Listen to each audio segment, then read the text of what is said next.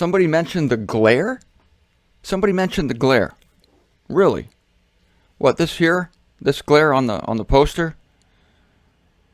No, it balances this light up here. Look, you got to have the glare in order to balance that light. That's a good point. I said yesterday I wasn't into balance. I was into imbalance. Ooh, you got a point there. I don't know what to say. Okay, I'm not that godlike yet, right? I have to have balance. So, yes, God has balance, but the motion balances things. Right, one thing goes toward the other thing. Yeah, that's kind of a balance. All right. Anyway, I do what I can, as messy as it is. Martin Zender here, another edition of the Revelation series.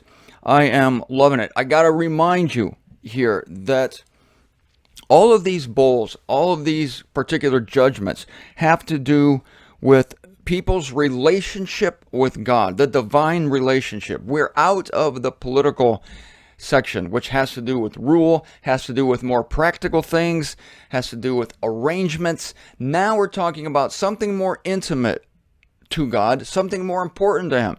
And what is more important to Him than those things, than politics, is relationship. God embraced His relationship with Adam in the garden. We say, well, that was really tough when that fellowship was dissolved there in the Garden of Eden. Yes, and it was not only tough on Adam and Eve, it's tough on us. It's tough on, that's obvious. It's tough on God, if I can speak in a figure. It is. God loves fellowship. That's why He created everything, in order to have fellowship. Why did all these beings come into being? You know, you swat at the insects. It's summer almost as I speak, and people swat at, or is it summer? Yeah, it is? Oh, okay, great. People swat at insects, flies, and mosquitoes, and it's like, why do they have to be so many of them? Down here, people step on cockroaches. Why do there have to be so many of them? This is why, because these are part of the creation that God created to eventually fellowship with Him. That's right, the cockroaches, the flies, and the mosquitoes will be transformed by the power of God, and all creation will be in subjection. And they're not in subjection now. If you've ever chased a fly with a fly swatter, as I'm sure you have, the fly is not in subjection.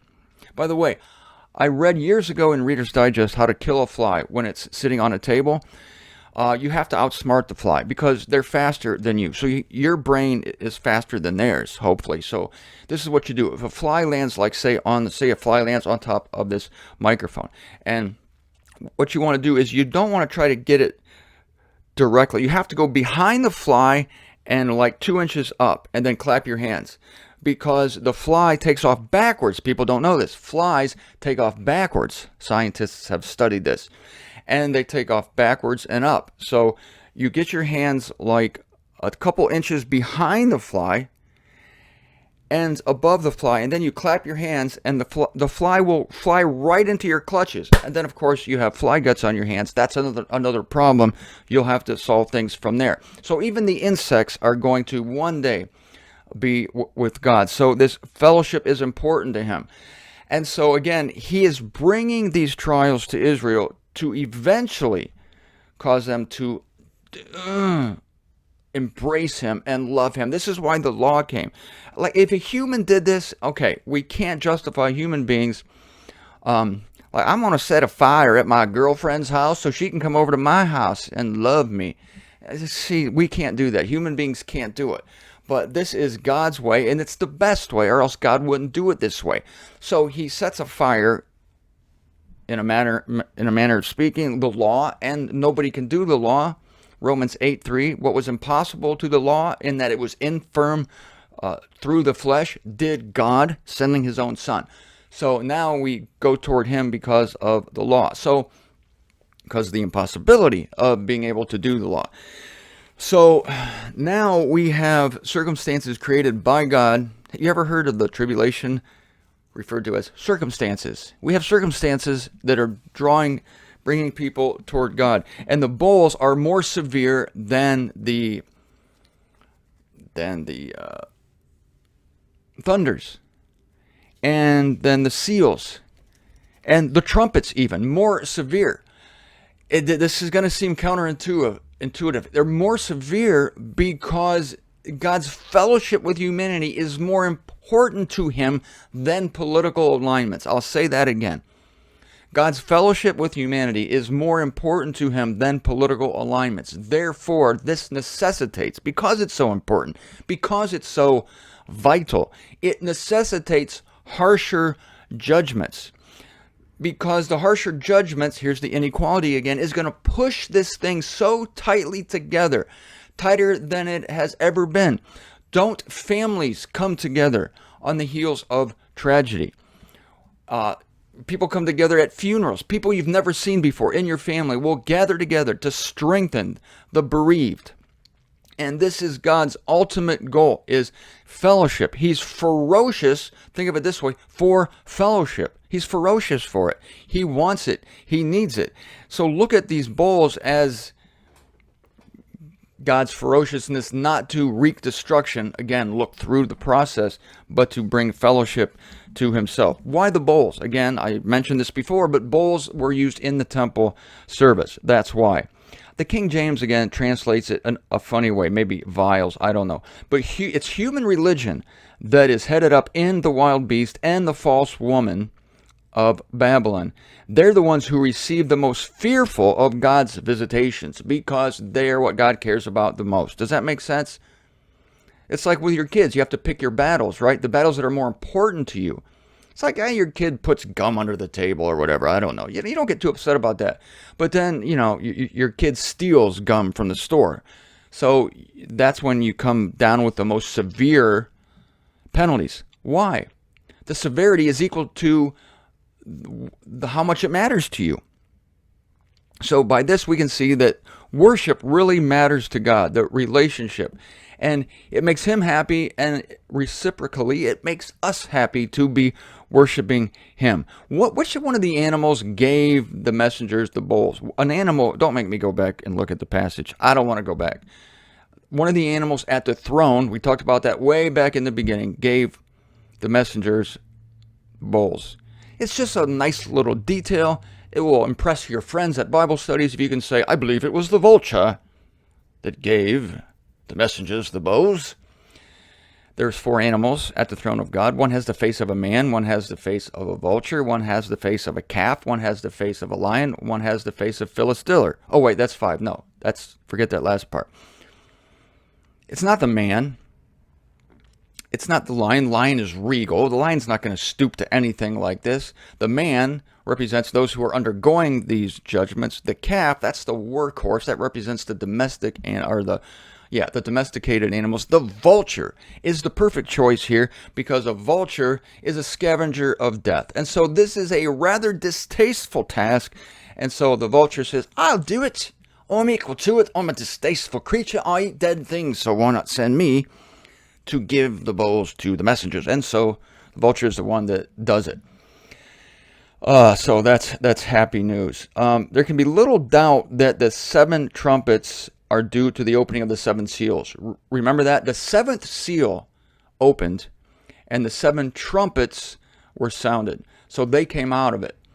But these bowls are so different and they're so distant and distinct from the trumpets that I don't think we can say, and we're not going to say, and I'm not going to allow us to say, that these bowls are somehow an extension of the trumpets. Another reason for that is that the trumpets and the seals and the thunders had to do, again, with the political redemption of the earth. We're not looking at the political redemption of the earth. We're looking at the religious redemption. We're not looking at rule. We're looking at worship.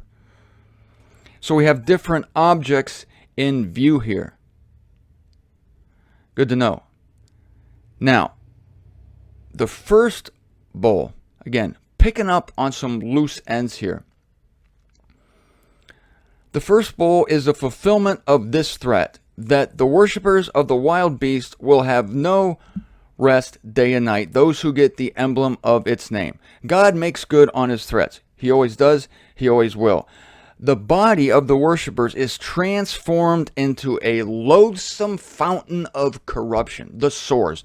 Job was afflicted with these kinds of sores. If you look at the book of Job, as soon as when these sores come upon him, I mean, that was just one of the many terrible trials that afflicted Job.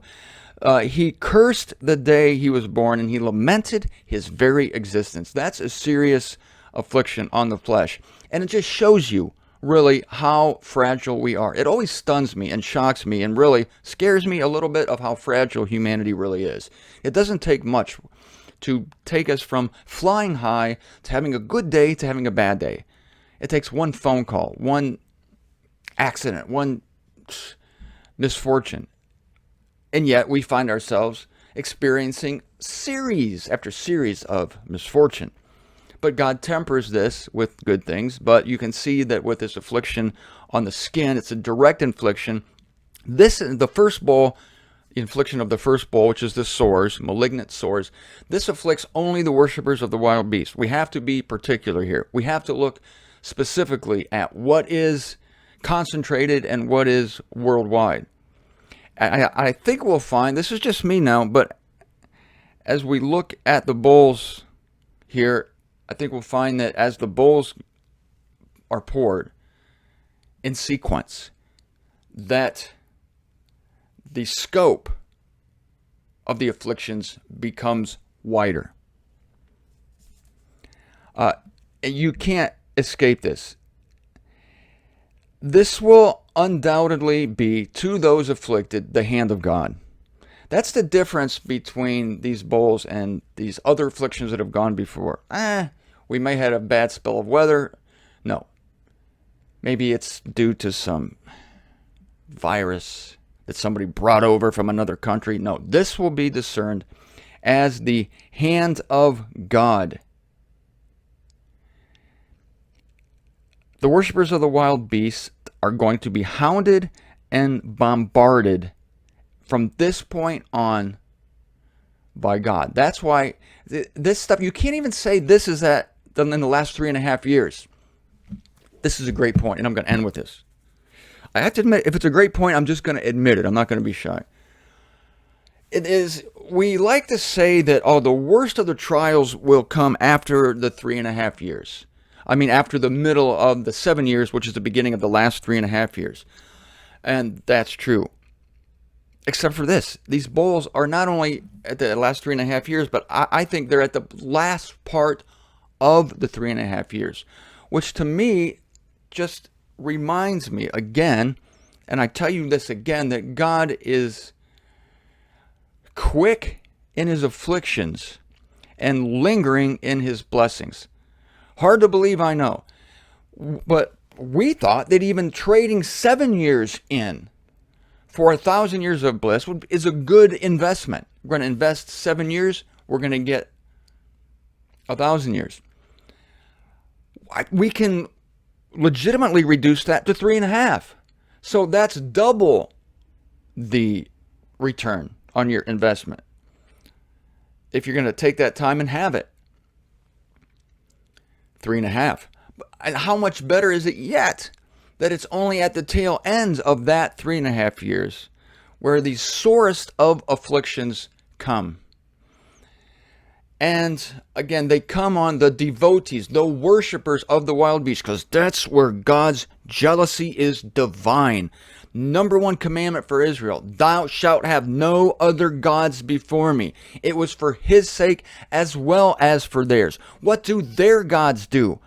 Their gods will afflict them for eternity. Their gods will be indiscriminate as far as how that God causes them to suffer. This God loves you. This God is true. This God is righteous. He may afflict you, according to you, more than your false deities ever did, but it is concentrated, it is with purpose, and it is for the goal of returning you to him so that you may be happily delivered of your angst, happily delivered of the weight you've been carrying on your own head to perform, to meet others' expectations, that's all going to be gone. You know how it is when you get sick, you don't care anymore. When you get sick, you don't dress, you just lay in bed, you groan, you don't care how you look. Finally, it's a bit of a relief, isn't it? Some people, when they get sick, it's like, it's like a vacation. It's like a vacation.